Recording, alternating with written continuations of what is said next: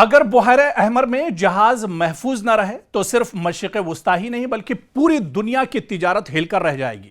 تیل مہنگا ہو سکتا ہے، سپلائی چین متاثر ہو سکتی ہے اور عالمی معیشت کو اربوں ڈالر کا نقصان ہو سکتا ہے۔ اور یہی وجہ ہے کہ اب سعودی عرب ایک ایسے بین الاقوامی اتحاد کی تشکیل کی کوشش کر رہا ہے، انٹرنیشنل یونٹی کی بات کر رہا ہے، جو بحیرہ احمر میں جہازوں کو حوثی مجاہدین کے حملوں سے محفوظ رکھ سکے۔ آخر یہ اتحاد اتنا ضروری کیوں ہو گیا ہے اور کیا اس سے خطے میں ایک نئی کشیدگی جنم لے سکتی ہے؟ دراصل اس کو ایک بڑے کینوس میں سمجھنا ہوگا، اس کو بہت ڈیٹیل میں سمجھنا ہوگا، کیونکہ بحیرہ احمر یعنی ریڈ سی دنیا کی اہم ترین سمندری گزرگاہوں میں شمار ہوتا ہے۔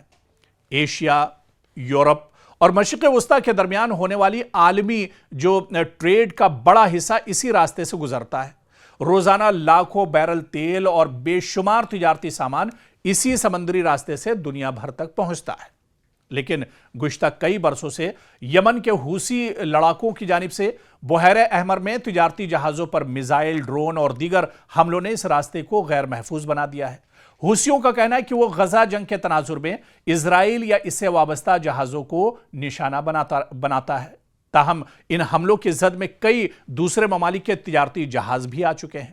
اب خبر یہ ہے کہ سعودی عرب بحیرہ احمر میں جہاز رانی کے تحفظ کے لیے ایک بین الاقوامی اتحاد بنانے کی کوشش کر رہا ہے۔ رائٹرز کے مطابق سعودی حکام مختلف ممالک سے بات چیت کر رہے ہیں تاکہ ایک ایسا مشترکہ نظام بنایا جا سکے جو اس اہم سمندری راستے کو محفوظ رکھ سکے، کیونکہ اب دھڑکنیں سعودی عرب کی بھی بڑھنے لگی ہیں۔ سعودی عرب پر بھی اب تیل کی قلت ایک طرح سے ہو سکتی ہے اگر ریڈ سی کو حوثی لڑا کے اگر پوری طرح سیل کر دیتے ہیں۔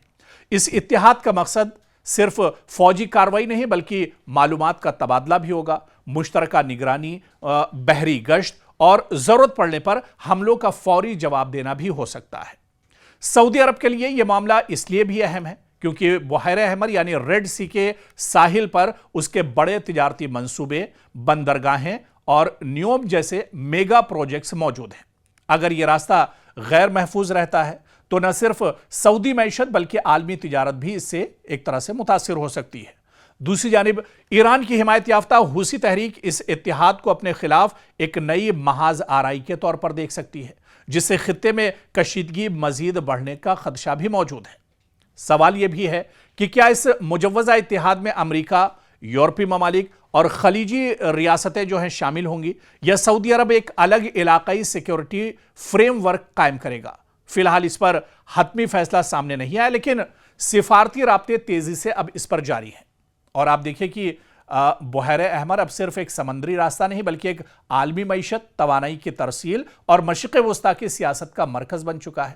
اگر سعودی عرب واقعی ایک مؤثر بین الاقوامی اتحاد قائم کرنے میں کامیاب ہو جاتا ہے تو جہاز رانی کو تحفظ مل سکتا ہے، لیکن ساتھ ہی خطے میں طاقت کے توازن اور ایران حوثی محاذ کے ساتھ کشیدگی میں بھی اضافہ ہو سکتا ہے۔